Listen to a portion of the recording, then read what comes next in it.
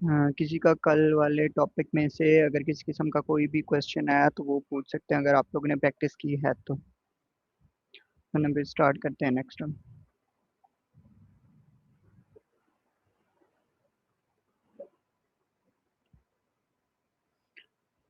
अच्छा, तो कल हमने डिस्कस किया था क्रॉड ऑपरेशन के बारे में कि क्रॉड ऑपरेशन का क्या मतलब होता है, ठीक है। क्रॉड ऑपरेशन की फुल फॉर्म हमने डिस्कस की थी, इसका डेटाबेस के अंदर किस तरह से हम यूज़ वगैरह करते हैं, वो सारे का सारा मैंने कहा था कि डेटाबेस जो है ना पूरी की पूरी डिपेंड ही क्रॉड ऑपरेशन के ऊपर कर ली होती है। तो मैंने एक एग्जांपल के थ्रू समझाया भी था कि कैसे यूज़र क्रिएट होता है, फिर उसको जो है ना हम डिलीट अपडेट एडिट वगैरह कर सकते हैं, उसको व्यू कर सकते हैं, वो सारा कुछ हमने किया था, ठीक है। तो कल मेनली हमने क्या किया था, फर्स्ट ऑफ ऑल जो है ना हमने एक फाइल बनाई थी जिसके थ्रू जो है ना पीएचपी की एक फाइल बनाई थी, जिसके थ्रू हम जो है ना वो एक डेटाबेस बनाई थी। डेटाबेस के साथ इजीली हमने अपने फ्रंट एंड को लिंक किया था। फ्रंट एंड को लिंक करने के बाद हमने क्या किया, फिर एक फॉर्म बनाया, फॉर्म की लॉजिक लिखी पीएचपी के अंदर, जिसके थ्रू जो है ना वो फॉर्म सबमिट हो रहा था डेटाबेस के अंदर। एक सिंपल सा यूजर जो है ना हमने डेटाबेस के अंदर सबमिट करवाया था। तो आज जो है ना हमने क्रड ऑपरेशन की जो है ना आगे थोड़ी सी एक्सप्लेनेशन पढ़नी है कि इसके अंदर और क्या क्या आ जाता है, ठीक है। मैंने ना सिंपल सा एक प्रोजेक्ट बनाया, मैं आप लोगों को दिखा देता हूँ।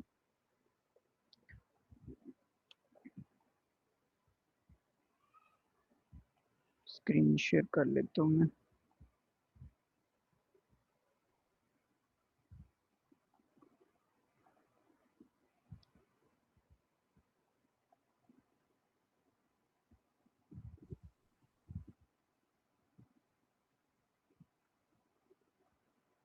रियल वर्ल्ड प्रोजेक्ट के ऊपर अगर आप लोग काम कर रहे हो तो उसके अंदर डेटाबेस तो कोई भी यूज़ कर सकते हो, वो आप लोगों के ऊपर डिपेंड करता है। अगर सिंपल HTML CSS जावास्क्रिप्ट के अंदर फ्रंट एंड बनाया तो उसके साथ जो है ना इजीली आप इंटीग्रेट कर सकते हो पीएचपी को।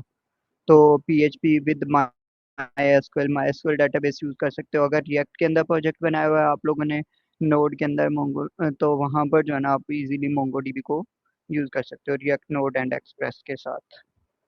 बाकी और भी काफ़ी सारी डेटाबेसेस की टाइप्स आ जाती है। मेनली हमारे पास जो है ना नो एसक्यूएल के अंदर मोंगोडीबी यूज़ की जाती है और एसक्यूएल के अंदर माई एसक्यूएल यूज़ की जाती है, जो कि मैंने यहाँ पर आप लोगों को क्रिएट करके दिखाई थी कुछ इस तरह से, ठीक है।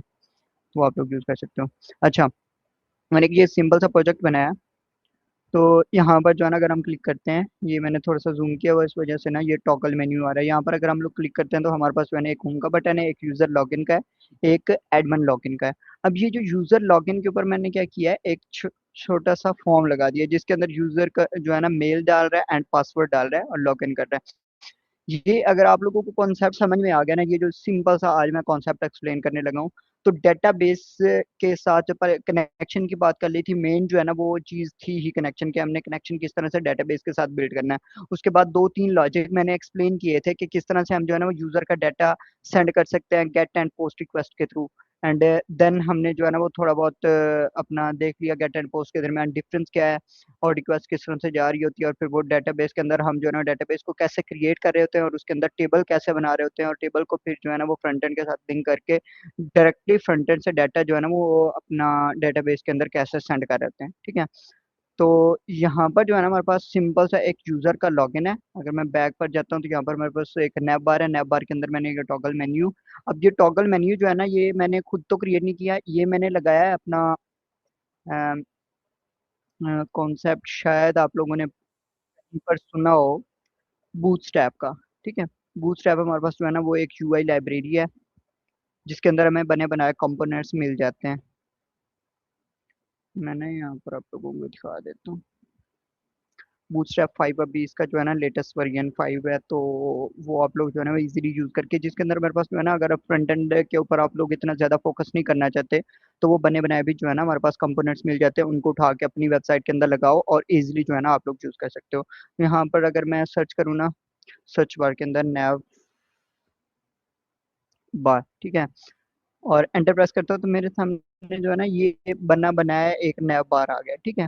मैं इसका सिंपली ये कोड पूरे का पूरा पड़ा हुआ है, कॉपी करके इससे जो है ना वो अपने अकॉर्डिंगली मैं सारे का सारा कस्टमाइज भी कर सकता हूँ, जिसके अंदर ड्रॉप डाउन भी आ जाता है, ये रिस्पॉन्सिव भी होता है किसी किस्म का कोई भी इसके अंदर जो है ना वो इशू नहीं होता है। अगर हम खुद से बनाने बैठते हैं वैसे प्रैक्टिस कर रहे हैं तो बेस्ट रहता है कि हम जो है ना वो बूटस्ट्रैप को यूज कर रहे हैं। ओवरऑल भी जो है ना बूटस्ट्रैप बड़ी बड़ी एप्लीकेशंस के अंदर जो है ना वो यूज किया जाता है। जब हमने कोई स्केलेबल एप्लीकेशन बनानी होती है ना, उसके फ्रंट एंड के ऊपर नहीं हम इतना ज्यादा फोकस करते हैं, हम बैक एंड के ऊपर फोकस कर रहे होते हैं। फ्रंट एंड को फिर हम जो है ना वो इजीली बूटस्ट्रैप के थ्रू बना सकते हैं, और बैक एंड फिर वैसे जो है ना पीएचपी के थ्रू या फिर किसी भी लैंग्वेज के थ्रू हम इजीली लिख सकते हैं। ठीक है, अब इसको लिंक कैसे किया जाता है मैं थोड़ा सा इसके बारे में देता हूँ आप लोगों को। ओवरव्यू के अंदर जाएं तो यहाँ पर जो है ना इसके बारे में काफी सारे यूजेस वगैरह इसके लिखे हुए हैं। ठीक है, देन हम आ जाते हैं कंपोनेंट्स के अंदर। तो कंपोनेंट्स के अंदर ये डिफरेंट किस्म के कंपोनेंट्स वगैरह भी दिए गए हैं, जिसके अंदर हमारे पास आ जाता है कॉर्डियन आ जाता है, अलर्ट आ जाता है, अपना कार्ड्स वगैरह है, कैरासोल। कैरासोल क्या होता है कि जब हम वेबसाइट अपनी ओपन करते हैं ना तो कुछ इस टाइप के स्लाइडर आ रहा होता है, पहले फर्स्ट स्लाइड आती है, फिर सेकंड, फिर थर्ड, फिर फोर्थ, इस तरह से वो उसे कैरासोल कहते हैं। ठीक है, कैराजल भी कहते हैं और कैरासोल भी कह सकते हैं। ठीक है, तो ये डिफरेंट किस्म के ना हमें बनाए बनाए मॉडल्स मिल जाते हैं, इनको जो है ना हम इजिली यूज कर सकते हैं अपने प्रोजेक्ट के अंदर। अगर हम इतना ज्यादा फ्रंट एंड के ऊपर फोकस नहीं करना चाहते, ज्यादा जो है ना हमारा फोकस बैक एंड के ऊपर है, हम इसको इजीली इंटीग्रेट कर सकते हैं। ठीक है, ये एनपीएम की इसका जो है ना वो बूटस्ट्रैप की यहाँ पर हमारे पास ये दो लिंक्स मिलते हैं हमें। एक हमारे पास सीएसएस की लिंक होती है, ये यहाँ पर नीचे दी गई है, ये सीएसएस की लिंक है सीएसएस को लिंक करने के लिए, और ये जावास्क्रिप्ट की लिंक है जेएस को लिंक करने के लिए। ठीक है, ये दोनों यूआरएल अगर आप लोग लगा देते हो ना, अब ये लगाने का होता है, ये पहले वाला हमने यहाँ से कॉपी करना होता है। ठीक है, और यहाँ पर जो है ना कोई भी अपनी HTML की या PHP की फाइल ओपन कर लेनी है जिसके अंदर HTML का स्निपेट होता है, यहाँ पर लिंक टैग लगा के, लिंक टैग के साथ जो है ना हम इजीली जो है ना वो href के अंदर जो है ना हम इसको लिख सकते हैं। जैसे मैंने ये लिंक लगाया एंड देन जो है ना वो href लिख दिया, यहाँ पर मैं कुछ इस तरह से इसको प्लेस कर सकता हूँ, तो मैं CSS जो है ना बूटस्ट्रैप वाली वो लिंक हो जाएगी हमारी फाइल के साथ। ठीक है, तो हम इसको इजीली यूज कर सकते हैं कुछ इस तरह से। एंड देन नीचे जो है ना वो हमने जावास्क्रिप्ट को लगाना हो तो हम जो है ना वो इजीली नीचे जाके जो है ना वो जावास्क्रिप्ट के बॉडी के ऊपर जो है ना वो जो लिंक पड़ी हुई है यहाँ पर उठा के वहाँ पर इजीली इंटीग्रेट कर सकते हैं इसको। ठीक है, तो हमें बने बनाया, ये मैंने नैब बार जो है ना उधर से ही उठाया हुआ है। यहाँ पर जो है ना मेरे पास बना बनाया एक नैब बार आ गया। नैब बार के अंदर जो है ना दो बटन लगे हुए हैं, तीन लगे हुए हैं, एक होम का है, एक यूजर लॉगिन, एडमिन लॉगिन का है। ठीक है, अगर मैं यूजर लॉगिन के ऊपर करता हूँ तो मेरे सामने जो है ना एक सिंपल सा फॉर्म आता है, फॉर्म को अगर मैं फिल करता हूँ, यहाँ पर मैं कोई भी पासवर्ड रख लेता हूँ एंड देन लॉगिन करता हूँ, तो मेरे पास जो है ना यहाँ पर एक पॉपअप आ रहा है जिसके अंदर लिखा हुआ है अलर्ट कह सकते हैं या पॉपअप कह सकते हैं, लॉगिन सक्सेसफुल। ठीक है, मैं ओके करता हूँ तो वापस से मेरा वही वाला प्रोजेक्ट ओपन हो जाता है। अब अगर मैं एडमिन को लॉगिन करता हूँ ना, तो एडमिन के अंदर मैंने सिंपल सा एक पासवर्ड रखा है, एडमिन 1 2 3 लॉगिन करता हूँ तो यहाँ पर जो है ना एडमिन के अंदर वो बकायदा तौर पर यूजर शो हो रहा है। ठीक है, जिसने वहां से लॉगिन किया है। अब यहाँ से मैं इसको क्या कर सकता हूँ, एडिट भी कर सकता हूँ इजीली, एडिट करके इसकी इन्फॉर्मेशन जो है ना वो अपडेट भी कर सकता हूँ। लाइक मैं इसका पासवर्ड चेंज करना चाहता हूँ तो मैं 1 2 3 1 2 3 कर देता हूँ। ठीक है, तो ये पासवर्ड चेंज हो जाएगा। अगर मैं इसका मेल चेंज करना चाहता हूँ मैं मेल भी चेंज कर सकता हूँ। ठीक है, और सामने ही हमारे पास जो है ना वो एक डिलीट का बटन बना हुआ है, तो इजीली जो है ना मैं यहाँ से इसको डिलीट भी कर सकता हूँ। और वापस से जो है ना मैं अगर इस एडमिन को लॉग आउट करना चाहता हूँ तो लॉग आउट को भी हमारे पास बटन बना हुआ है, तो इजीली जो है ना मैं लॉग आउट करके वापस आ सकता हूँ अपने होम पेज पे। ठीक है, समझ लो ये जो है ना नीचे पूरी की पूरी वेबसाइट बनी हुई है जिसके अंदर हमारे पास नैबर आ जाता है, मेनली जो बैकएंड के थ्रू कंट्रोल किया जा रहा होता है या लॉगिन कंट्रोल किया जा रहा होता है। ठीक है, या अगर हमने कोई सेंसिटिव डाटा वगैरह रखना है तो वो हम डेटाबेस के अंदर सेव कर सकते हैं। वैसे ओवरऑल अगर हमने कोई डायनेमिक वेबसाइट बनाई है, लाइक ई कॉमर्स वेबसाइट बनाई है, तो उसके अंदर प्रोडक्ट वगैरह ऐड करने, डिलीट करने, अपडेट करने, वो सारा कुछ भी आ जाता है उसके अंदर। ये जो सिंपल से हमारे पास वेबसाइट होती है इनके अंदर ज्यादातर लॉगिन वाला होता है, या फिर कॉन्टैक्ट फॉर्म जो होता है ना वो हम सबमिट करवा रहे होते हैं डेटाबेस के अंदर, और वो जो है ना हमें अपनी वेबसाइट के ऊपर जो है ना अपने सॉरी एडमिन पैनल के अंदर वो दिखाई दे रहा होता है। ठीक है, तो इस तरह से हम कंट्रोल कर सकते हैं। अब चलते हैं इसकी मेन लॉजिक की तरफ कि इसके अंदर जो है ना वो किस तरह से मैंने कोड किया। यहाँ पर हमारे पास जो है ना बायर फाइल्स आ गई, एक हमारे पास ये एसक्यूएल को एक बार के लिए छोड़ दो, लास्ट पर मैं एक्सप्लेन करूंगा। एक हमारे पास db.php आ गई जो मैंने बताया था कल के कनेक्शन के लिए यूज की जाती है। ठीक है, अब कनेक्शन के जो है ना वो दो तीन तरीके होते हैं। एक तो कौन जो है ना वो इकट्ठा लिख के MySQL कनेक्ट लिख के उसके अंदर जो है ना हम जो सेपरेट वेरिएबल बनाते हैं उनको इकट्ठा जो है ना वो इजीली पास कर सकते हैं। ठीक है, और एक ऊपर सेपरेट सेपरेट इन चारों के वेरिएबल्स बना के फिर उन वेरिएबल्स को भी यहाँ पर पास कर सकते हैं। ठीक है, ये मैंने कल एक्सप्लेन कर दिया था अच्छे से आप लोगों को। देन हमारे पास आ जाती है यहाँ पर index.php। index.php के अंदर सिंपल सा एक नैव बार है, और नैव बार के अंदर जो है ना हमारे पास तीन बटन लगे हुए हैं। एक हमारे पास क्या है, होम का है, जो कि हमें वापस इंडेक्स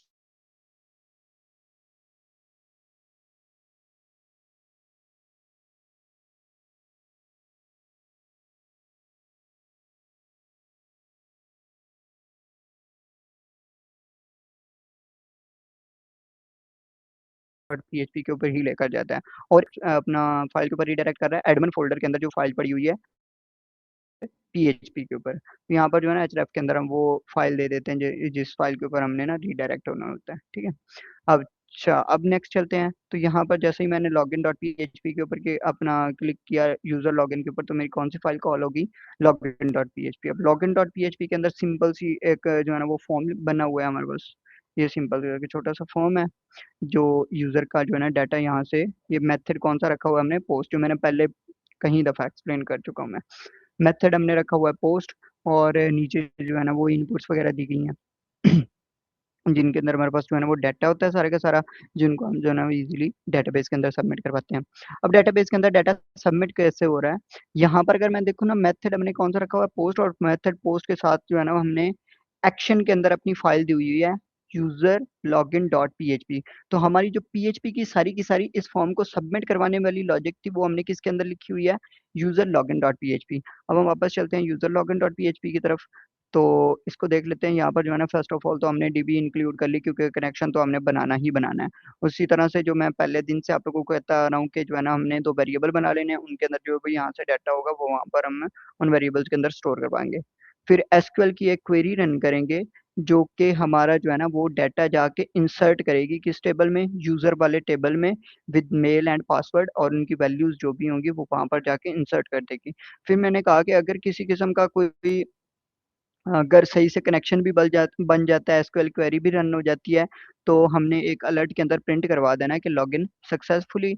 और अगर हमारा किसी वजह से जो कनेक्शन नहीं बनता, तो हमने क्या करवाना है, एरर जो है ना वो प्रिंट करवा देना स्क्रीन के ऊपर। ठीक है, तो ये बिल्कुल सिंपल सा एक लॉजिक लगा हुआ है इसके अंदर, कोई किसी किस्म की वो, मैं मतलब बार बार ये चीजें एक्सप्लेन किए जा रहा हूँ, कुछ दो लेक्चर हो गए मुझे। तो इसको जो है ना आप लोगों ने अच्छे तरीके से प्रैक्टिस कर लेनी। मेरे ख्याल से आप लोगों ने कल की अगर प्रैक्टिस की हुई है ना, तो इसकी अच्छे तरीके से आप लोगों को समझ होगी। ठीक है, एसक्यूएल क्वेरी का मैंने बताया था कि सिंपल सी एक क्वेरी होती है, जिसके थ्रू जो है ना हम क्या कर सकते हैं, डाटा को इंसर्ट करवा सकते हैं डाटाबेस के अंदर। पहले हमने कनेक्शन बनाना होता है, कनेक्शन बनाने के बाद हम जो भी डाटा इंसर्ट करवाना चाहते हैं, वो एसक्यूएल की क्वेरी के थ्रू जो है ना हम डाटा इंसर्ट करवा सकते हैं। और एसक्यूएल की क्वेरी को रन करने के लिए हमारे पास एक इनबिल्ट पीएचपी का फंक्शन होता है, जिसे कहते हैं माई एसक्यूएल आई क्वेरी। ठीक है, उसके अंदर हम एसक्यूएल की क्वेरी पास करते हैं। ये मैं डायरेक्टली जो है ना, ये सारे का सारा, अगर मैं वेरिएबल नहीं भी बनाना चाहता, ये मैं डायरेक्टली सारे का सारा जो है ना वो यहाँ पर भी लिख सकता हूँ। ठीक है, यहाँ पर भी मैं लिख सकता हूँ, लेकिन वेरिएबल बना लें तो वो एक अच्छी बात ही होती है, एक अच्छी प्रैक्टिस हो जाती है, कि जिसके अंदर हम वेरिएबल्स बना रहे हैं, फिर वेरिएबल्स को यूज कर रहे हैं, और उन वेरिएबल्स को यूज करके हम जो है ना वो डाटा सेंड कर रहे हैं। ठीक है, ये एक सिंपल सी लॉजिक थी, किसकी, यूजर के डाटा को हमने किस तरह से डाटाबेस के अंदर जाके सबमिट करवाना है। ठीक है, अब हमारे पास आ जाते हैं मेन करेक्ट ऑपरेशन की तरफ में। अगर मैं एडमिन पैनल के अंदर जाऊँ, तो हमारे पास जो है ना यहाँ पर डिफरेंट किस्म की, अब होता क्या है, जब हम log in and log out की बात करते हैं, मैं थोड़ा सा ना इधर एक्सप्लेन कर देता हूँ आप लोगों को विजुअल फॉर्म में। जब हम log in and log out की बात कर रहे होते हैं, ये हमारे पास कोई बंदा आया, उसने वेबसाइट के अंदर जो है कोई भी यूजर आ गया हमारे पास, उसने क्या किया, वेबसाइट के अंदर लॉग इन किया। ठीक है, इसको थोड़ा सा बड़ा कर लेता हूँ, यहाँ पर प्लेस कर देते हैं। तो यूजर है, उसने वेबसाइट के अंदर क्या किया, लॉग इन किया। अब इसकी जो है ना वो, अगर मैं थोड़ी सी एक्सप्लेन करने लग जाऊँ तो वो काफी बड़ा हो जाना, बट मैं सिंपल सिंपल सा जो है ना वो लॉजिक बता देता हूँ। लॉग इन करने से लेकर लॉग आउट करने तक,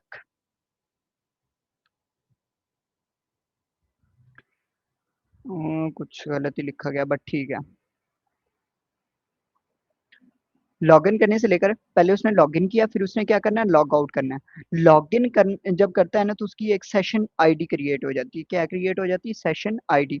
मैं कोई भी वेबसाइट ओपन करता हूँ ना, राइट क्लिक करके अगर मैं इंस्पेक्ट करता हूँ, इंस्पेक्ट करने के बाद अगर मैं यहाँ से जाता हूँ एप्लीकेशंस के अंदर, एप्लीकेशन के अंदर मैं थोड़ा सा इसको बड़ा करके ना यहाँ पर आप लोगों को दिखा देता हूँ। अब इसकी कुकीज जो है ना वो व्यू नहीं हो रही यहाँ पर। अगर मैं नीचे आऊँ, यहाँ पर शायद सेशन आईडी, सेशन आईडी हमें मिल जाए, बूटस्ट्रैप की जो है ना वो, ये सारी की सारी सेशन आईडीज ही पड़ी होती हैं, ये सारी की सारी। ये जैसे मैं लॉगिन किया, अभी तक मैंने मेरे ख्याल से लॉगिन नहीं किया इसके अंदर, तो यहाँ पर जो है ना वो सेशन आईडी विजुअल नहीं हो रही। यहाँ पर जो है ना हमारे कुकीज के अंदर जो है ना वो सेशन आईडी स्टोर हो जाती है जब हम किसी भी वेबसाइट के अंदर लॉगिन करते हैं। वो जो सेशन आईडी होती है ना वो हमें ये बताती है कि आपने इतनी देर तक आगे जो है ना वो एडमिन पैनल के अंदर अगर उसने लगाई हुई है हमारी लॉगिन हिस्ट्री को देख रहा है, तो वो बताती है कि इतनी देर तक इस बंदे ने लॉगिन किए रखा, और इस बंदे ने इसके बाद जो है ना लॉग आउट करके फिर जो है ना इसने मतलब वो वेबसाइट को जो है ना क्लोज कर दिया। ठीक है, वो सेशन आईडी के थ्रू सारा कुछ ट्रैक किया जा रहा होता है। हाँ, अगर हमारी सेशन आईडी किसी और के पास चली जाती है तो वो सेशन आईडी को यूज करके बंदा जो है ना वो इजीली हमारी वेबसाइट के अंदर लॉग इन भी कर सकता है। ठीक है, तो मेन जो कॉन्सेप्ट था मेरा कि जब भी हम जो है ना वो लॉग इन करते हैं तो हमारी एक सेशन आईडी क्रिएट होती है, और जब हम लॉग आउट करते हैं तो वो सेशन आईडी क्या हो जाती है। कभी कभी ऐसे होता है कि हमने जो है ना वो ज्यादा देर तक लॉग इन किए रखा, तो ज्यादातर जब हम मीजान बैंक की एप्लीकेशन यूज कर रहे होते हैं ना, तो उन्होंने 4 से 5 मिनट का जो है ना वो टाइमर लगाया होता है, 5 से 7 मिनट का। अगर हमने ऐप को सही से यूज नहीं कर रहा है तो वो 5 से 7 मिनट के बाद खुद ब खुद क्या हो जाती है, सेशन आईडी हमारी एक्सपायर हो जाती है और वो लॉग आउट हो जाती है। ठीक है, तो कुछ इस तरह का भी सीन होता है, और कभी कभी जो है ना हमारे पास ये होता है कि हम जो है ना खुद लॉग आउट करते हैं तो हमारी सेशन आईडी एक्सपायर हो जाती है, और उसके बाद जो है ना हम इजिली उसी को हैंडल आउट कर सकते हैं। ठीक है, अब अगर मैं यहाँ पर आता हूँ लॉगिन डॉट पीएचपी की तरफ। ठीक है, लॉगिन डॉट पीएचपी के अंदर जो है ना वो एक यहाँ पर हमारे पास फंक्शन दिया गया है सेशन स्टार्ट का, कि जैसे ही मैं लॉग इन करूंगा ना तो मेरा सेशन क्या हो जाएगा, स्टार्ट हो जाएगा। और एंड कब होना है सेशन ने, जब मैं वेबसाइट से लॉग आउट कर रहा हूँ। सेशन स्टार्ट होता है जब हम वेबसाइट के अंदर लॉग इन करते हैं, और एंड तब होता है जब हम वेबसाइट के थ्रू लॉग आउट कर देते हैं। ठीक है, कोई वेबसाइट के अंदर जो है ना लॉग आउट का बटन मैंने बनाया हो तो उसके थ्रू मैं इजीली लॉग आउट कर सकता हूँ, तो मेरा सेशन क्या हो जाएगा, एंड हो जाएगा। यहाँ पर भी सिंपल सा एक फॉर्म रखा हुआ है, जो जब लॉग इन करेंगे तो हमारा सेशन, ये वाली हमारा जो है ना फंक्शन कॉल होगा और हमारा सेक्शन जो है ना वो क्रिएट हो जाएगा, और जब लॉग आउट करेंगे तो वो सेशन एंड हो जाएगा। अच्छा, अब इसके अंदर एक और चीज, अगर मैं इसकी डेटाबेस की तरफ लेकर जाऊँ ना आप लोगों को, यहाँ पर शायद सिंपल प्रोजेक्ट के नाम से मैंने डेटाबेस बनाई हुई है।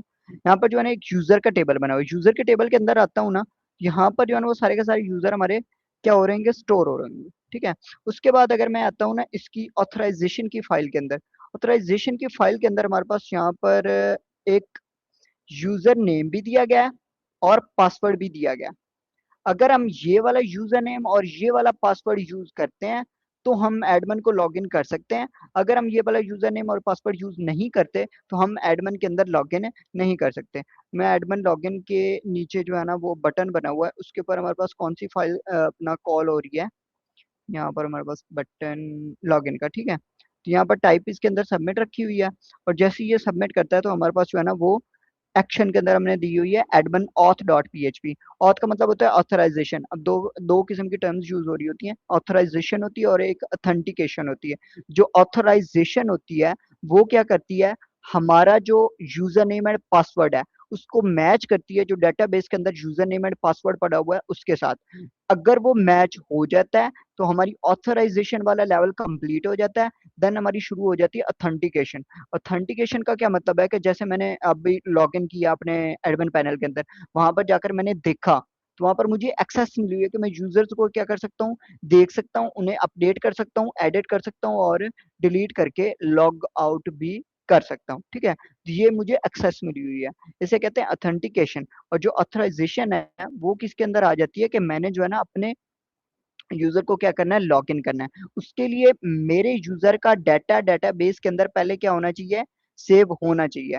वो जो मैं लॉग इन कर रहा हूँ जिस डाटा के थ्रू, और जो डेटाबेस के अंदर डाटा पड़ा हुआ है, अगर वो मैच करेगा तो मैं लॉग इन करूंगा, अदरवाइज मैं लॉग इन नहीं कर पाऊंगा। ठीक है, अगर मेरी किसी किस्म की कोई भी मिस्टेक होती है उस डाटा के अंदर जो मैं लॉग इन करने के लिए यूज कर रहा हूँ और डेटाबेस के साथ मैच नहीं होता, तो मैं लॉग इन नहीं कर पाऊंगा।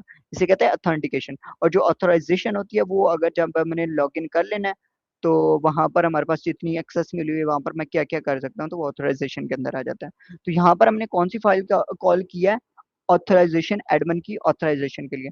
एडमिन की ऑथराइजेशन के लिए सिंपल से दो वेरिएबल्स बन गया, एक यूजर नेम एंड पासवर्ड, और अगर मैं पास कर दिया इफ, अगर वो एंटर करता है एडमिन की जगह पर एडमिन लिखता है, पासवर्ड की जगह पर पासवर्ड लिखता है। मैं यहाँ से ना ये थ्री को रिमूव कर रहा हूँ फिलहाल के लिए। अब हम अगर आके लॉगिन करते हैं एडमिन को, मैं रिफ्रेश करके ना दोबारा से लॉगिन करता हूँ। यहाँ पर मैं आता हूँ, एडमिन लॉगिन करता हूँ और मैंने यहाँ पर एडमिन लिख दिया और पासवर्ड के अंदर मैं लिख रहा हूँ एडमिन। पहले क्या था, 1 2 3 था। मैं जैसे ही लॉगिन के ऊपर क्लिक करूंगा तो यहाँ पर मेरे ख्याल से फाइल सही से अपडेट नहीं हुई। हाँ, तो इसको रिफ्रेश कर लेते हैं। देन हमारे पास वो कह रहा है चेंज पासवर्ड। दोबारा से लॉग आउट करके मैं लॉग इन करता हूँ। Admin, admin 1 2 3 4, invalid login. तो यहाँ पर वो क्या कह रहा है, आपका लॉगिन इनवैलिड है, आपने 1 2 ऐड करना है या फिर 1 2 3 ऐड करना है, तब जाके लॉगिन होगा, अदरवाइज लॉगिन नहीं होगा। लोकल से इनवैलिड लॉगिन है। तो यहाँ पर उसने ना डिनाई कर दिया कि आपका जो लॉगिन का यूजर नेम है, पासवर्ड जो है ना, उनमें से कोई ना कोई चीज़ रॉन्ग है, इस वजह से आप लॉगिन नहीं कर पा रहे। ठीक है, मैं यहाँ पर 3 रखता हूँ और मैं वापस आके अगर लॉगिन करता हूँ सेम क्रेडेंशियल्स के साथ, एडमिन 3, तो हमारे पास इजीली जो है ना मैं लॉग इन कर पाता हूँ। ठीक है, तो ये जो है ना हमारे पास ऑथराइजेशन एंड ऑथेंटिकेशन के दरमियान भी जो है ना वो डिफरेंस को आप लोगों ने समझना है। ठीक है, जैसे ही मैं लॉगिन करता हूँ तो मैं कौन सी फाइल मिल जाती है, पीएचपी डैशबोर्ड, अपना डैशबोर्ड डॉट पीएचपी। तो डैशबोर्ड डॉट पीएचपी के अंदर हमने सिंपल सा एक डैशबोर्ड बनाया हुआ है, जिसके अंदर हम यूजर को क्या कर सकते हैं, एडिट कर सकते हैं, डिलीट कर सकते हैं और अपडेट कर सकते हैं, एंड आल्सो वहाँ पर शो भी करवा सकते हैं। ठीक है, उसके बाद हमारे पास अगर मैं आता हूँ ना डिलीट के अंदर, तो डिलीट के अंदर सिंपल सा एक लॉजिक लिखा हुआ है कि अगर, अब यहाँ पर जैसे ही मैं आता हूँ ना वापस, एक यूजर को मैं ऐड कर लेता हूँ यहाँ से, ताकि अच्छे से एग्जांपल आ जाए आप लोगों को। यूजर को मैंने ऐड किया, सिंपल सा यूजर का जो है ना मैं पासवर्ड भी यहाँ पर रख देता हूँ। लॉगिन करते हैं, लॉगिन सक्सेसफुली। ये यूजर जो है ना वो यहाँ पर, अगर मैं डेटाबेस के अंदर आता हूँ रिफ्रेश करता हूँ, तो यहाँ पर ये जो है ना वो यूजर हमें रिसीव हो गया डेटाबेस के अंदर। यूजर की आईडी क्या है, 3 है, एंड यूजर का मेल ये है, एंड पासवर्ड ये है। अब ये जो आईडी है ना, ये हम वहां पर जो है ना हम एंटर तो नहीं कर रहे होते, हम जो है ना सिंपली आईडी को क्या कर रहे होते हैं, यहाँ पर खुद ब खुद क्रिएट हो जाती है आईडी। जो भी यूजर लॉगिन करेगा, अगर नेक्स्ट यूजर लॉगिन करेगा तो उसकी आईडी को क्या मिल जाएगी, उसको 4 मिल जाएगी। नेक्स्ट यूजर लॉगिन करेगा तो 5 मिल जाएगी। एक बार एक यूजर को एक आईडी अलॉट होती है, अगर वो डिलीट हो जाती है आईडी तो दोबारा वो वाली आईडी किसी को असाइन नहीं हो सकती। जिस तरह से मैंने पहले एक यूजर एंटर किया, उसकी आईडी डिलीट कर दी, दूसरा किया, उसकी आईडी डिलीट कर दी, अब तीसरा जो है ना हमारे पास यूजर जैसे ही एंटर हुआ तो इसको 3 आईडी मिली हुई है। अब ये आईडी कोई और यूज नहीं कर सकता, तो ये इसी ही यूजर की आईडी होगी। अब इस आईडी के थ्रू जो है ना हम इस यूजर को एडिट भी कर सकते हैं, डिलीट भी कर सकते हैं और अपडेट भी कर सकते हैं। यहाँ पर मैं अगर आता हूँ ना इस डिलीट वाले लॉजिक के अंदर, तो यहाँ पर जो है ना वो कह रहा है कि आईडी उस यूजर की डेटाबेस से लेनी है और फिर क्या करना है, कनेक्शन बिल्ड करके डेटाबेस के साथ उस यूजर को क्या कर देना है, delete from user where ID is equal to this one. पहले हमने क्या की, वहां से उसकी आईडी रिसीव की, आईडी 3 वाले की आईडी रिसीव कर ली मैंने, समझ लो मैंने 3 वाले की आईडी रिसीव कर ली। तो उसके सामने वाले बटन के ऊपर जैसे क्लिक करूंगा तो ये डिलीट वाली फाइल कॉल होगी और वो क्या करेगी, उस आईडी वाले यूजर को क्या कर दी, डेटाबेस के साथ कनेक्शन बना के उसमें से क्या कर देगी, डिलीट कर देगी और वापस जो है ना हमें डैशबोर्ड डॉट पीएचपी के ऊपर रीडायरेक्ट कर देगी। ठीक है, तो ये सिंपल सी लॉजिक है कि हम जो है ना वो किस तरह से यूजर को डिलीट कर सकते हैं। उसके बाद आ जाते हैं एडिट की तरफ। अब एडिट के अंदर क्या होता है, हमने यूजर को सिलेक्ट करना होता है, जो यूजर का रिजल्ट होता है सारे का सारा वो हमारे सामने आ जाता है। ठीक है, फिर उसके अंदर हम क्या करते हैं, चेंजेस करते हैं, चेंजेस करने के बाद क्या करते कर देते हैं, अपडेट कर देते हैं। एडिट एंड अपडेट की लॉजिक तकरीबन तकरीबन सेम ही है। एडिट के अंदर हम जैसे ही क्लिक करते हैं तो हमारे पास यूजर सारे का सारा सामने हमारे आ जाता है। मैं यहाँ पर ना दिखा देता हूँ आप लोगों को। जैसे मैंने ये एडमिन के अंदर लॉगिन किया, तो ये मेरे सामने एक यूजर है। मैं अगर एडिट के बटन के ऊपर क्लिक करता हूँ ना तो मेरे सामने ये यूजर का सारा डाटा आ गया। अब इसके अंदर एडिट करके मैं क्या कर सकता हूँ, इसको अपडेट कर सकता हूँ। एडिट करने के बाद मैं क्या कर सकता हूँ, इसको अपडेट कर सकता हूँ।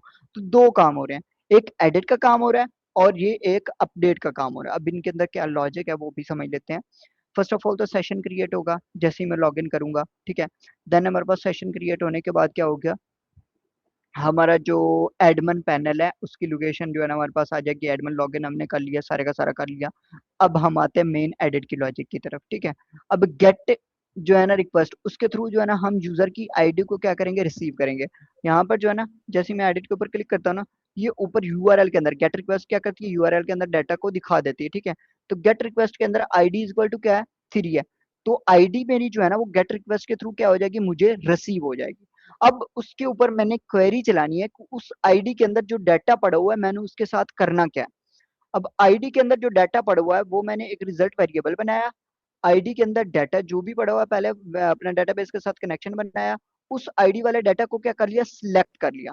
सिलेक्ट करके क्या हो गया, वो मेरे सामने ये कुछ इस तरह से शो होने लग गया। अब मैं इसको अपनी मर्जी के मुताबिक क्या कर सकता हूँ, वो सिलेक्ट वाला जो भी था सारे का सारा, उसको फिर जो है ना फेच के थ्रू, फेच मतलब क्या होता है कि जो डाटा पड़ा हुआ है डेटाबेस के अंदर वहां से उठा के इस फॉर्म के अंदर दिखाना। ये क्या हुआ है, डाटा डेटाबेस से फेच हुआ हुआ। अगर डेटाबेस के अंदर देखें तो ये कुछ इस तरह से डाटा पड़ा हुआ है, और अगर फॉर्म के अंदर देखें तो ये कुछ इस तरह से पड़ा हुआ है। यहाँ पर मैं क्या कर रहा हूँ, डाटा फेच कर रहा हूँ डेटाबेस से, और देन एडिट के ऊपर क्लिक करेंगे तो ये इजिली जो है ना हमारे पास डाटा सारे का सारा क्या हो जाएगा, एडिट हो जाएगा। ठीक है, उसके बाद हम आ जाते हैं नेक्स्ट। हाँ, फेच। फेच करके क्या करना है, हमने एक रो वेरिएबल के अंदर स्टोर करवा दिया। ठीक है, अब रो वेरिएबल के अंदर हमारे पास क्या क्या स्टोर हो गया है, एक यूजर की आईडी स्टोर हो गया, एक यूजर का क्या हो गया, नेम स्टोर हो गया, और एक यूजर का मेल स्टोर हो गया।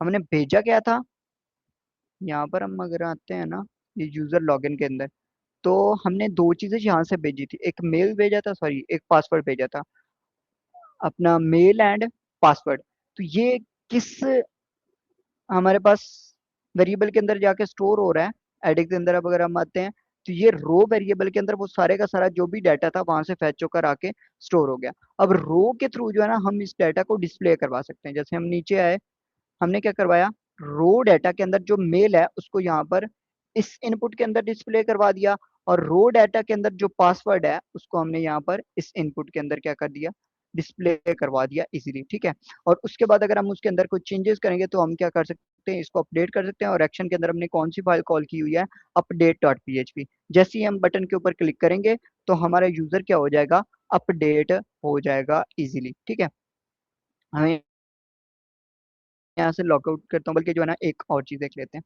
अपडेट के अंदर क्या हो रहा है कि हमने पहले तो जो है ना वो सारे का सारा अपना देख लिया, एडमिन पैनल के सेशन को स्टार्ट करना है। फिर हमने क्या करना है, अगर लोकेशन जो है ना वो लॉगिन कर लेना है एडमिन को लॉगिन करने के बाद हम क्या करते हैं, यूजर को क्या करते हैं, अपडेट करते हैं। तो अपडेट के लिए हमारे पास ये सिंपल सी एक एसक्यूएल क्वेरी होती है, एसक्यूएल क्वेरी होती है सिंपल सी हमारे पास, वो हम क्या करते हैं, रन करते हैं। ठीक है, तो ये हमारे पास एसक्यूएल क्वेरी क्या है, अपडेट यूजर सेट। अच्छा, यहाँ पर जो है ना हमारे पास एक सिंपल सी स्क्विल क्वेरी के अंदर आ क्या रहा है वो हम देख लेते हैं। अपडेट करना है हमने यूजर जो उस डेटाबेस के अंदर पड़ा हुआ है, और उसकी वैल्यू सेट कर देनी है। जो न्यू मेल की वैल्यू हमने यहाँ पर लिखी है, लाइक मैं एडिट के ऊपर क्लिक करता हूँ ना, यहाँ पर मैं क्या करता हूँ, अगर ये मैं 1 2 रिमूव कर देता हूँ तो अब इसकी इसको एक न्यू वैल्यू असाइन होगी है। अब हमने क्या करना है, अपना डेटाबेस के अंदर भी जाके ना जो वो वाली अपना, यहाँ पर मैं कुछ भी लिख देता हूँ, लाइक मैं यहाँ पर ना 5756 लिखी है। अगर मैं यहाँ से अपडेट करता हूँ डेटाबेस के अंदर जाके रिफ्रेश करके देखता हूँ, यहाँ पर पहले क्या है, 57 ओनली लिखा हुआ है। ठीक है, अगर मैं रिफ्रेश करता हूँ तो यहाँ पर मेरे पास क्या आ गया, 5756 आ गया। मतलब हमने जाके सेट कर देनी है वैल्यू उस मेल की भी और उस पासवर्ड की भी जो हमने अपडेट करने के बाद रखा है, और जाना उसी आईडी के ऊपर है। अब यहाँ पर अगर 10 से 12 अपना वेरिएबल अपना ऐड किया हुआ है हमने यूजर, तो हमने किसी और आईडी के ऊपर जाके उसको अपडेट नहीं कर देना, उसी आईडी के ऊपर जाना है जिस यूजर को हम एडिट कर रहे हैं। Where ID is equal to जो भी आईडी होगी हमारे, जिस यूजर को हम एडिट कर रहे हैं, तो वो वाली आईडी यहाँ पर सिलेक्ट हो जाएगी, और उसके अंदर पासवर्ड को भी अपडेट कर दिया जाएगा और ईमेल को भी क्या कर दिया जाएगा, अपडेट कर दिया जाएगा। देन इफ कंडीशन के थ्रू हम वापस आ जाएंगे डैशबोर्ड के ऊपर, यूजर के डैशबोर्ड के ऊपर। जैसे मैंने यहाँ पर जो है ना वो पहले एडिट किया, एडिट करने के बाद मैंने कुछ भी यहाँ पर जो है ना एक्स्ट्रा डाला, अपडेट करने के बाद मैं वापस क्या कहाँ पर आ गया, एडवांस डैशबोर्ड के ऊपर आ गया। तो हम जो है ना वो हेडर लोकेशन के थ्रू ये डिफाइन कर सकते हैं कि हमने वापस आना कहाँ पर है। ठीक है, और अगर हमारे पास गलती से कोई डाटा वगैरह अपडेट नहीं होता तो हमने क्या इको करवा देना है, अपडेट फेल्ड। ठीक है, किसी भी वजह से, किसी रीजन की वजह से, जो अगर मैं यहाँ पर जो है ना अपडेट के अंदर कोई किसी किस्म के चेंजेस कर देता हूँ, या फिर गलती से मैंने कोई किसी किस्म की गलत लॉजिक लिख दिया है, तो हमारे पास क्या प्रिंट हो जाएगा, अपडेट फेल्ड। ठीक है, देन हमारे पास लॉगआउट आता है। तो लॉगआउट के अंदर पहले जो है ना हमने सेशन क्रिएट करना है, और जैसे लॉगआउट के ऊपर क्लिक करें सेशन को क्या करवा देना है, डिस्ट्रॉय करवा देना है। ठीक है, तो वो इजीली सारे का सारे ये दोनों फंक्शन जो है ना इसका इनबिल्ट है। इसके अंदर हमें कोई बड़ी सारी लॉजिक नहीं लिखनी पड़ती कि लॉगिन के अंदर सेशन हमने क्रिएट किस तरह से करना है। बाकी सारी जितनी भी लैंग्वेजेस है ना, लाइक अगर मैं एक्सप्रेस और नोड की भी बात करूँ, तो उसके अंदर भी हमें जो है ना वो सेशन क्रिएट करने के भी लिए भी लॉजिक लिखनी पड़ती है, और सेशन को डिस्ट्रॉय करने के लिए भी लॉजिक लिखनी पड़ती है। लेकिन इसके सिंपल दो इनपुट अपना इनबिल्ट फंक्शन है। एक हमारे पास सेशन स्टार्ट है और एक सेशन डिस्ट्रॉय है। अगर हम सेशन स्टार्ट को कॉल करेंगे तो हमारा यूजर लॉग इन हो रहा होगा। अगर हम सेशन डिस्ट्रॉय को कॉल करेंगे तो हमारा यूजर जो है ना वो इजीली लॉग आउट हो जाएगा। ठीक है। देन एडिट का भी मैंने बता दिया, डिलीट का भी मैंने बता दिया। अच्छा, डिलीट के अंदर हाँ, डिलीट का मैंने नहीं बताया।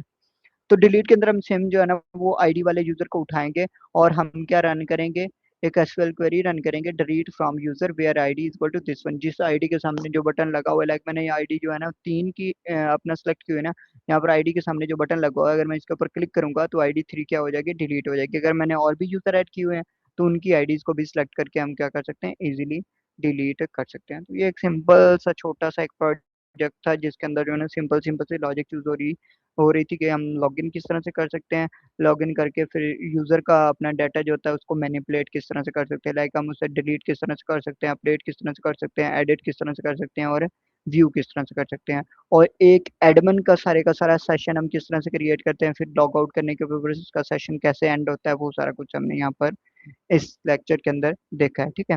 अभी तक के लिए आगे मैं थोड़ी सी असाइनमेंट डिस्कस करनी है आगे मैंने। तो अभी तक के लिए अगर किसी किस्म का कोई भी इसके अंदर इशू है तो वो आप लोग डिस्कस कर सकते हो। यहाँ तक अगर किसी किस्म का कोई क्वेश्चन है किसी का तो वो पूछ सकते हैं।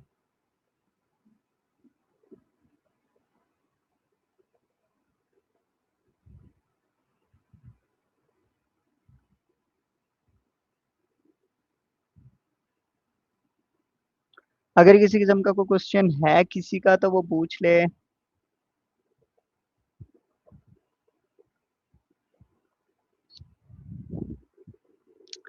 समझ नहीं आई तो भी बता दे मुझे, मैं रिवाइज करवा देता हूँ।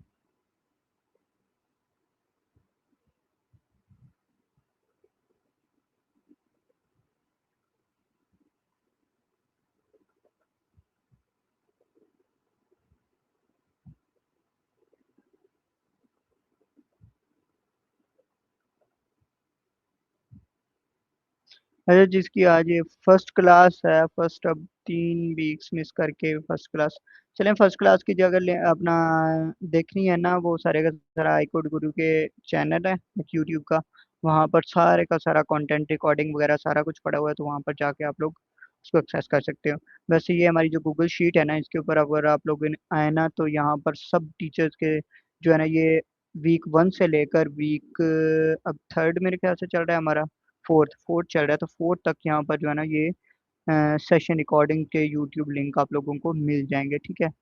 और ये साथ में जो सारे का सारा इसका कंटेंट है, नोट्स जो हमने इसके कोर्स के अंदर कवर अप करी हैं, वो भी सारे के सारे यहाँ पर आप लोगों को मिल जाएंगे। ईच एंड एवरीथिंग यहाँ पर अवेलेबल है, वो आप लोग ले सकते हो। और कोई क्वेश्चन?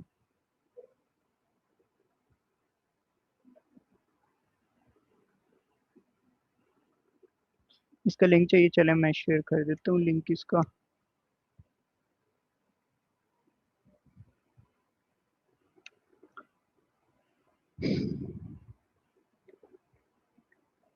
आज जो हमने पढ़ा है उसके अंदर अगर किसी किस्म का कोई क्वेश्चन है तो आप लोग पूछ सकते हैं।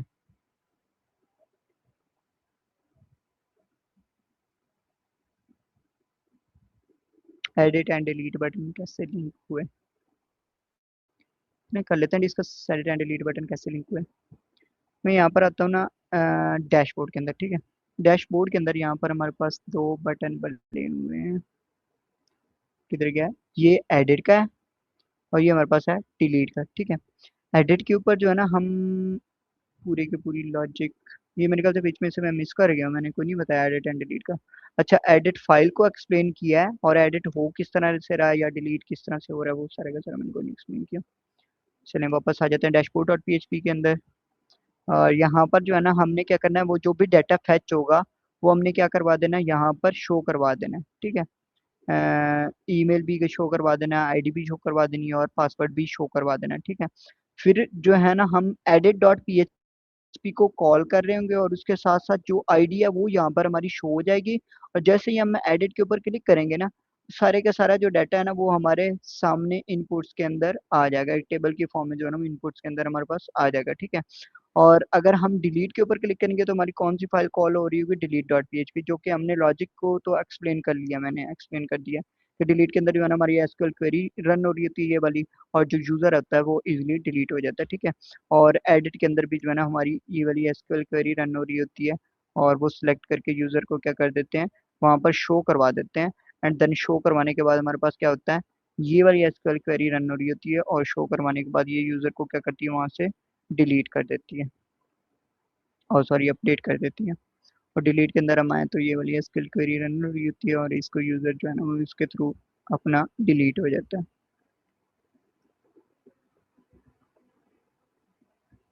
और कोई क्वेश्चन है या फिर असाइनमेंट की तरफ चलें?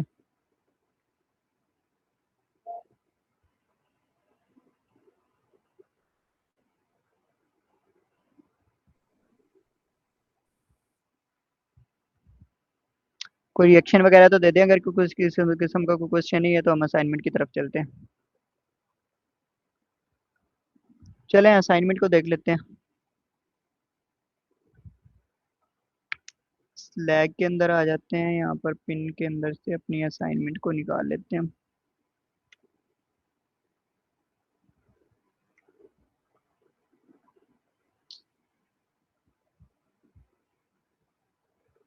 आउटलाइन के अंदर प्रोजेक्ट हमारा कौन सा है पीएचपी के अंदर?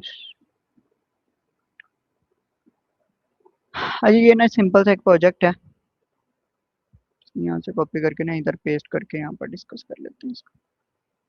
हमने क्या करे, क्रिएट करना है, create a simple contact form.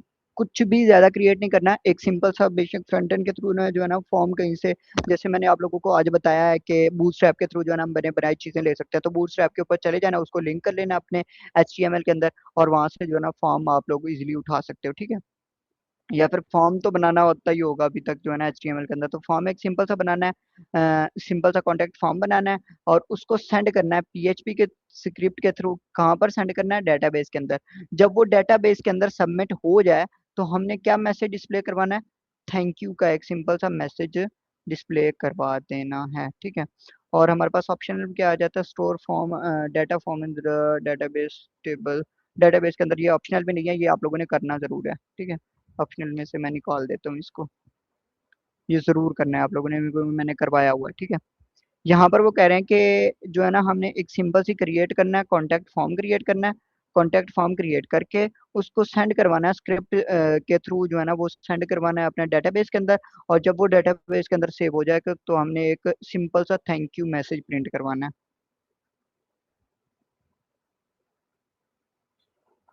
क्या करना है हमने, एक कॉन्टैक्ट फॉर्म क्रिएट कर लेना है। कॉन्टैक्ट फॉर्म के अंदर हमने कुछ ऐसी लॉजिक लिखनी है जिसके थ्रू जो है ना हम उसको डेटाबेस के अंदर सबमिट करवा सके। मेरे ख्याल से कल मैंने सारे का सारा यही पढ़ाया था कि कॉन्टैक्ट फॉर्म को जो है ना वो किस तरह से, कोई भी फॉर्म छोटा सा फॉर्म ले लेते हैं, उसको किस तरह से हम जो है ना वो अपना चीज़ें ऐड करके उसको जो है ना किस तरह से डेटाबेस के अंदर सबमिट करवा सकते हैं, वो मैंने पढ़ाया था।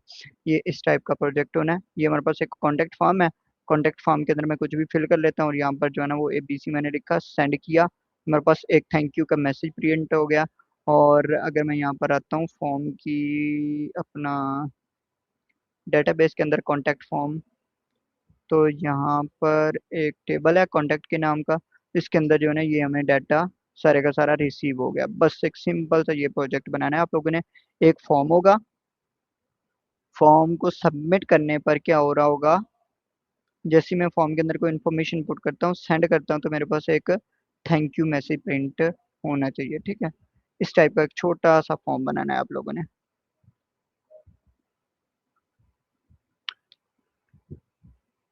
अच्छा मुझे ये बताएं कि फॉर्म के अंदर कितनी फाइल्स बनेंगी और क्या क्या लॉजिक यूज हो रही होगी, कोई बता सकता है मुझे?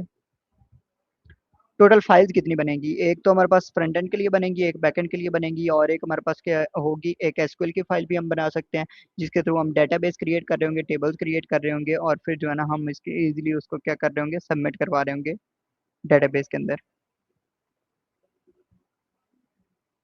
कितनी फाइल बनेगी टोटल, कोई बता सकता है?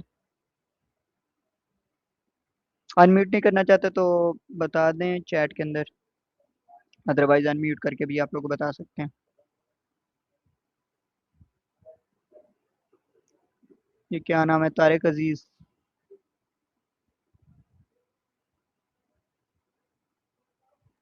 क्वेश्चन रिपीट करें। मैंने कहा है कि डाटा जो हमने एक सिंपल सा फॉर्म बनाना है, फॉर्म को हमने सबमिट करवाना है डेटाबेस के अंदर। तो इसके अंदर टोटल फाइल्स कितनी बनेगी, बस ये बता दें मुझे आप।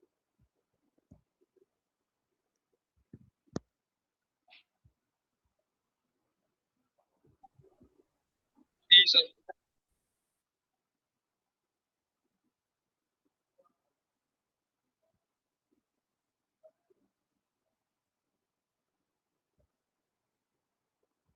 समझ में ही नहीं आया आपका क्वेश्चन। पर हमारे पास,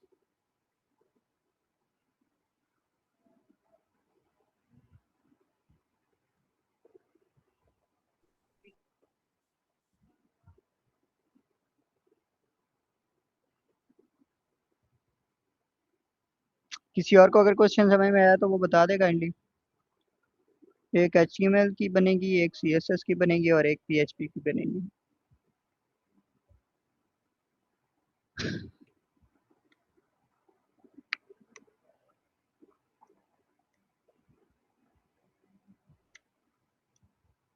मैं बताता हूँ आप लोगों को थोड़ा सा। फर्स्ट ऑफ ऑल ना आप लोगों ने ये जैम को स्टार्ट कर लेना है, ठीक है। ये अपाइची को भी स्टार्ट कर लेना है, माइस्क्ल की भी स्टार्ट कर लेना है, ठीक है। उसके बाद अपना आ जाना है यहाँ पर जैम के फोल्डर के अंदर। उसके बाद एच टी डॉस का फोल्डर ओपन करना है, और फिर यहाँ पर राइट क्लिक करके अपना प्रोजेक्ट के नाम की फाइल बना लेनी है। प्रोजेक्ट के नाम का फोल्डर बना लेते हैं हम। राइट क्लिक करके हमने क्या कर लेना है, VS कोड के अंदर ओपन कर लेना है। जो हमारी फर्स्ट फाइल बनेगी ना, फर्स्ट फाइल, जब भी हमने PHP का कोई भी प्रोजेक्ट स्टार्ट करने लगा ना, तो हमारे पास फर्स्ट फाइल हमारी क्या बनेगी, db.php, ठीक है। अब db.php किसके लिए यूज की जा रही होती है, कनेक्शन के लिए। फर्स्ट ऑफ ऑल हमारा क्या बनेगा, डेटाबेस के साथ कनेक्शन बनेगा, ठीक है। और डेटाबेस क्रिएट करने का मैंने तरीका बता दिया था कि यहाँ पर जो है ना, आ जाना है, यहाँ से न्यू के ऊपर क्लिक करना है और यहाँ पर अपनी डेटाबेस का नाम रखना है, क्रिएट के ऊपर क्लिक करना है, तो डेटाबेस हमारी क्रिएट हो जाएगी। और यहाँ पर हमारे पास क्या बनेगी फाइल, डेटाबेस की क्रिएशन के लिए। देन हमारे पास एक फाइल बन रही होगी index.php, जिसके अंदर हम अपना फॉर्म लिख सकते हैं। फॉर्म सारे का सारा जो है ना, हम उसका जो भी हमारे पास कोड होगा वो हम इस index.php के अंदर लिख सकते हैं। उसके बाद हमारे पास आ जाती है submit.php। इस इंडेक्स के अंदर टॉपर भी लिख सकते हैं, बट जो है ना, मैं बेहतर यही रहेगा कि एक्शन के अंदर, फॉर्म के एक्शन के अंदर submit.php ही डालें, और submit.php के अंदर अपनी सारी की सारी लॉजिक लिख लें, ठीक है। उसके बाद अगर आप लोग एक्सटर्नल स्टाइल बनाना चाहते हो तो स्टाइल डॉट CSS की फाइल भी बना सकते हो, जिसको आप लोग लिंक कर सकते हो उसके साथ। ये index.php भी इसका नाम रख सकते हो और index.html भी इसका नाम रख सकते हो। कोई इसके अंदर मतलब वो इशू वाली बात नहीं है। index.php भी सेम काम कर रही होती है, index.html भी सेम काम कर रही होती है, ठीक है। तो index.html रख लें और एक स्टाइल डॉट CSS रख लें। index.html के अंदर हमारे सारे का सारा फॉर्म आ जाएगा, और इसको जो है ना CSS के साथ लिंक कर लेंगे, जिसके थ्रू हमने क्या करवाना है, इसको स्टाइल करवाना है, ठीक है। और देन हम जो है ना वो डेटाबेस db.php के अंदर अपना डेटाबेस का कनेक्शन लिखेंगे। submit.php के अंदर वो वाली अपना सारी की सारी लॉजिक लिख रहे होंगे, जिसके थ्रू हम जो है ना वो फॉर्म को सबमिट करवा सकते हैं। और आल्सो submit.php के ऊपर हमने ये भी देना है कि अगर हमारा फॉर्म सबमिट हो जाता है तो हमारे पास क्या प्रिंट होना चाहिए। तो हम अलर्ट के अंदर भी प्रिंट करवा सकते हैं, एक सेपरेट पेज के ऊपर भी रीडायरेक्ट करवा सकते हैं, जहाँ पर जो है ना हमारे पास वो यूजर जाके देख रहा होगा कि थैंक यू मैसेज प्रिंट हो गया, तो हमारा फॉर्म सबमिट हो गया। अगर हमारे पास थैंक यू मैसेज प्रिंट नहीं हुआ, हमारा फॉर्म सबमिट नहीं होगा। ये कुछ सिंपल सा एक फोल्डर स्ट्रक्चर है, फाइल स्ट्रक्चर के। हमारे पास एक db.php बन रही होगी, एक हमारे पास submit.php बन रही होगी, एक index.html बन रही होगी, और एक style.css बन रही होगी। ये चार फाइल्स हमारी बनेंगी इस प्रोजेक्ट के अंदर, जो आप लोगों ने असाइनमेंट बनानी है। और कोई क्वेश्चन है इसमें आप लोगों को?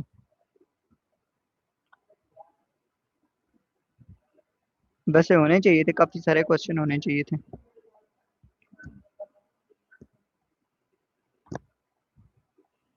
या तो मैं सही से समझा नहीं पाया या फिर कुछ ज्यादा ही समझ आ गई आप लोगों को।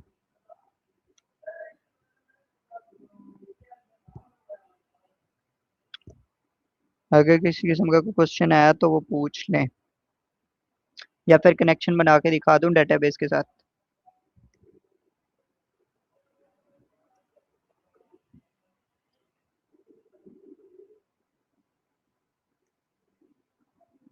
चलिए हम जो है ना वो कनेक्शन वाली फाइल बना लेते हैं db.php के अंदर। जब हमने डेटाबेस के साथ कनेक्शन क्रिएट करना होता है ना, तो फर्स्ट ऑफ ऑल मैं ना जाकर डेटाबेस क्रिएट कर लेता हूँ। यहाँ पर जो है ना न्यू के ऊपर क्लिक करना है, और यहाँ पर मैंने क्रिएट कर दी प्रोजेक्ट या असाइनमेंट असाइनमेंट के नाम की जो है ना वो एक डेटाबेस क्रिएट कर ली। ठीक है। और यहाँ पर हमने आना है, यहाँ पर जो है ना पहले तो हमारे पास पीएचपी की आ जाएगा स्निपेट। एंड देन जो है ना हम यहाँ पर जो है ना वो एक सिंपल सा कॉन नाम का फंक्शन बना सकते हैं। इज इक्वल टू लिख लेना है। कॉन नाम का फंक्शन जब भी जो है ना, सॉरी, कॉन नाम का वेरिएबल बनाना है तो उसके साथ डॉलर साइन लगाना जरूरी है। ठीक है। फिर हमारे पास माई एस क्यू एल आई हमारे पास अंडरस्कोर कनेक्ट का एक इनबिल्ट फंक्शन होता है जिसको हम कॉल कर सकते हैं। और इसको कॉल करके इसके अंदर जो है ना हमने अपने सारे के सारे वेरिएबल पास कर देने हैं। फर्स्ट ऑफ ऑल हमने बताना है होस्ट हमारा कौन सा है। इधर हम यूज कर रहे हैं लोकल होस्ट। कौन सा होस्ट हम यूज कर रहे हैं? Local host. तो इसको जो है ना हम यहाँ पर क्या कर देंगे, प्लेस कर देंगे। विद यूआरएल नहीं प्लेस करना साथ में, बस इतना सा हमने लोकल होस्ट प्लेस कर दिया। उसके बाद हमने क्या लिखना है, अपना जो भी हमारे पास होगा यूजर।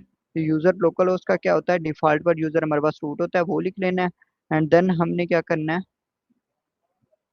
यहाँ पर हमारे पास पासवर्ड के लिए हमने खाली स्पेस छोड़ देनी है। और अपना जो डेटाबेस का क्या है, नेम है, वो यहाँ पर हम लोगों ने लिख लेना है। तो डेटाबेस का नेम हमारे पास क्या है, असाइनमेंट। ठीक है। एंड देन हमने यहाँ पर क्या लगा देना, सेमी कोलन लगा देना। ये कनेक्शन फंक्शन के लिए जो है ना, कनेक्शन के लिए सिंपल सा हमने लॉजिक लिख लिया। उसके बाद हम इफ कंडीशन भी लगा सकते हैं। अगर हमारा जो है ना वो सही से कनेक्शन हो जाता है, नहीं होता तो हमने क्या करना है, कनेक्शन अगर नहीं होता तो हम यहाँ पर डाई भी करवा सकते हैं और इको भी करवा सकते हैं। कल मैंने डाई लिखा था, आज मैं इको लिख देता हूँ। ठीक है। या हम यहाँ पर हम जो है ना वो dB connection and error print करवा देते हैं। ठीक है। एंड देन हम एल्स की तरफ आ जाते हैं। एल्स के अंदर हमने लिख देना है connected successfully, connected connected to dB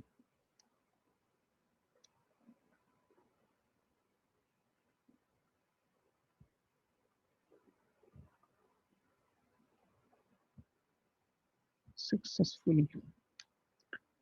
कुछ इस तरह से हम जो है ना वो कनेक्शन क्रिएट कर सकते हैं। अब मैं अगर सर्च करता हूँ, क्या नाम रखा हुआ है हमने इसका, प्रोजेक्ट का नाम रखा हुआ है। यहाँ पर आ जाते हैं, लोकल होस्ट लिखते हैं, स्लैश प्रोजेक्ट लिखते हैं, एंटर प्रेस करते हैं। प्रोजेक्ट के आगे कौन सी हमारी dB dot P H P है, तो स्लैश करके dB dot P H P भी हमने लिख लेना है। यहाँ पर हमारे पास सिंपल सा एक हमारे को प्रिंट होकर आ रहा है, कनेक्टेड टू डीबी सक्सेसफुली। तो हमने ये सिंपल सा जो है ना वो डेटाबेस के साथ कनेक्शन बना लिया। तो डेटाबेस के साथ कनेक्शन तक तो मैंने करवा दिया, आगे आप लोगों ने जो है ना वो खुद ट्राई करना है। अच्छा, क्वेश्चन आया।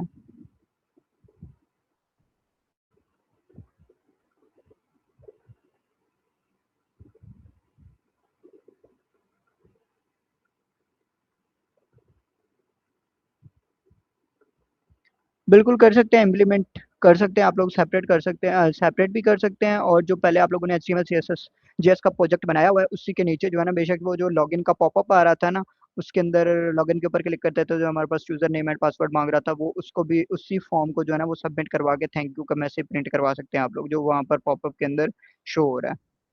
या फिर अपना सेपरेट उसी के अंदर नीचे कॉन्टैक्ट फॉर्म बनाए, कॉन्टैक्ट का एक सेक्शन बना ले, जो HTML CSS जावास्क्रिप्ट का आप लोगों ने प्रोजेक्ट बनाया हुआ है। कॉन्टैक्ट का एक सेक्शन बनाए नीचे, एक साइड पर पिक्चर लगा दें, दूसरी साइड पर अपना कॉन्टैक्ट फॉर्म लगा दें, या फिर एक साइड पर कंपनी के बारे में जो भी जिसकी भी वेबसाइट बना रहे हो उसके बारे में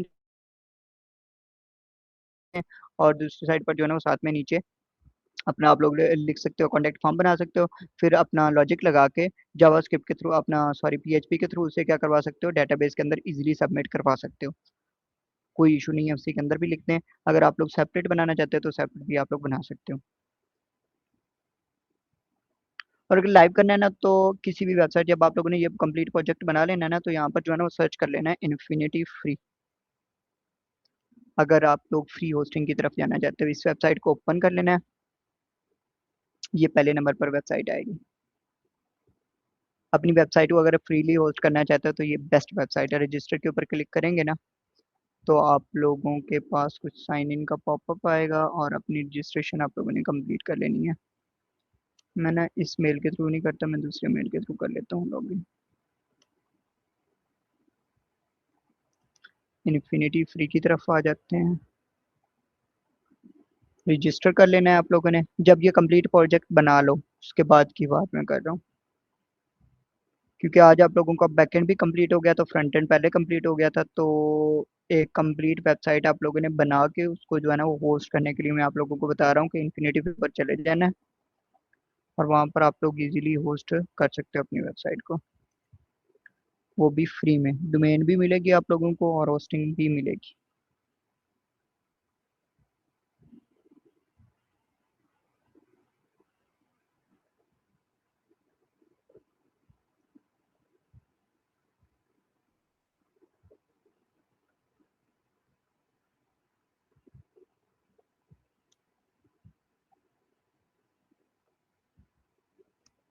जी अब्दुल हसन,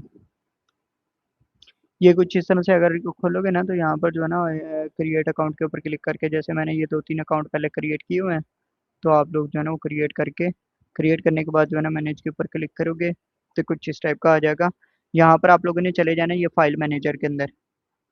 फाइल मैनेजर के अंदर हम अपनी सारी की सारी जितनी भी कोड की हुई फाइल्स होती हैं वो प्लेस करेंगे तो वो इसकी होस्टिंग के अंदर डायरेक्टली चली जाएंगी। ठीक है, ये यहाँ पर हमारे पास कुछ इस टाइप का फाइल मैनेजर ओपन होता है। HT डॉस के अंदर आप लोगों ने आ जाना है और सारी का सारा जो भी कोड होगा आप लोगों ने अपना वो सारे का सारा यहाँ पर प्लेस कर देना है।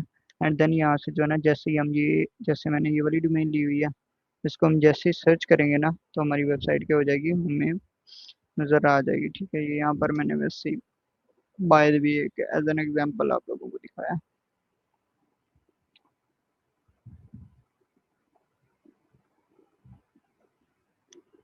यहाँ पर मैंने वैसे कुछ कोड लिखा हुआ नहीं है, रखा हुआ नहीं है, तो इस वजह से मुझे कुछ भी नज़र नहीं आ रहा।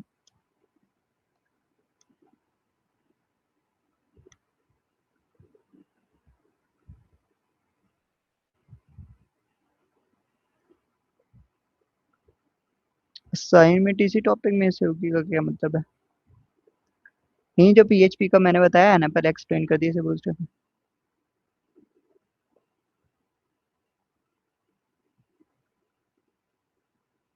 देखो आप लोगों ने पढ़ी है, HTML भी पढ़ा है, CSS भी पढ़ी है, जावास्क्रिप्ट भी पढ़ी है, तो पढ़ी है तो उसको यूज कर सकते हो। अदरवाइज अगर सही से नहीं आती तो आप लोग बूटस्ट्रैप के ऊपर जा सकते हो और वहां से उठा के उसको लिंक करके इजीली आप लोग बना सकते हो। प्रोजेक्ट के अंदर बेशक वहां से अगर फॉर्म उठा के बनाना है तो भी आप लोग बना सकते हो, कोई इतना इशू नहीं है। बट कभी कभी जो है ना वो स्टूडेंट्स को अपना लिंक करने के अंदर इशू आ रहा था कि हमने बूटस्ट्रैप को लिंक किस तरह से करना है, तो वो फिर स्टाइल इजी रहती है बंदों के लिए। टॉपिक मैंने आप लोगों को बता दिया है कि एक कॉन्टैक्ट फॉर्म बनाना है, फॉर्म को जो है ना हम सबमिट करवा देना है।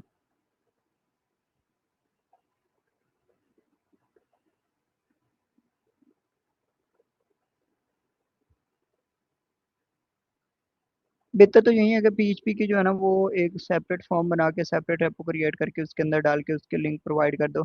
अदरवाइज जो पहले आप लोगों ने प्रोजेक्ट बनाया हुआ है ना, अगर उसी के अंदर फॉर्म बनाना है, फॉर्म को उसी के अंदर प्रोजेक्ट के अंदर बनाना है और अपनी स्क्रिप्ट वगैरह लिख के एक्शन के अंदर उसको डाल के उसको सबमिट करवाना है तो भी चल जाएगा, कोई इशू नहीं है उसके अंदर। उसी रेपो के अंदर भी कर सकते हो आप लोग। और कोई किसी किस्म का किसी स्टूडेंट का कोई क्वेश्चन है तो वो पूछ सकते हैं, अदरवाइज मीटिंग एंड करते हैं हम। अस्सलाम वालेकुम सर। जी जी वालेकुम सलाम। सर आज मेरा फर्स्ट डे था तो मैंने ना आज ही ज्वाइन किया, तो ये पूछ रहा था कि मैं, क्योंकि आई थिंक ये बैच ख़त्म होने वाला है, 1 मंथ का होता है ड्यूरेशन, तो काइंडली ये बता दें कि मैं न्यू बैच का वेट करूं या इसकी पुरानी रिकॉर्डिंग्स वगैरह से स्टार्ट करूं, क्योंकि डेली का करना और होता है नहीं नहीं, तो न्यू जो भी बैच जो है ना वो, हाँ हाँ, न्यू बैच जो है ना वो काफ़ी लेट स्टार्ट होना है, तो बेस्ट तो यही है कि रिकॉर्डिंग्स उठाएं और पहले HTML की कर लें, फिर CSS की, फिर जावास्क्रिप्ट की, देन अपना PHP की तरफ आ जाइए। ओके, कितने मंथ का ड्यूरेशन होता है या लाइक कोर्स का जो अभी आप करवा के आए हैं? लाइक आप तो कंप्लीट किए खड़े हैं ना? ये नहीं नहीं, अभी तक कंप्लीट नहीं हुआ हमारा। जो है ना वो आगे 2 वीक्स रहते हैं अभी तक। हमने आगे वर्डप्रेस के ऊपर काम करना है। WordPress okay. उसी को यूज करके, तो 2 वीक्स अभी तक हमारे रहते हैं। अच्छा, PHP का जो है ना वो आप लोगों ने कैसे क्रिएट करना होता है, ये यहाँ पर जो है ना हमने अपना एडमिन पैनल कैसे ओपन करना होता है मैं बता देता हूँ। यहाँ पर सर्च कर लेना है XAMPP, जैम सर्च कर लेना है, कंट्रोल पैनल को ओपन करना है। और उसके बाद जो है ना जैसे ही आप लोगों के सामने कंट्रोल पैनल आएगा, स्टार्ट कर लेना है पाइची को, माइस्क्वेल को यहाँ से मिनिमाइज कर देना है, क्रॉस नहीं करना। और वापस से अपना ब्राउजर के अंदर है ना, यहाँ पर सर्च कर लेना है लोकल होस्ट। एंटर प्रेस करेंगे तो ये आप लोगों को कुछ इस टाइप का आ जाएगा। यहाँ पर जो है ना PHP माई एडमिन लिखा हुआ है, इसके ऊपर क्लिक करोगे तो इजीली जो है ना ये आप लोग PHP माई एडमिन के अंदर आ सकते हो। सिंपल सा मेथड है। चलें ठीक है, टाइम हो गया है।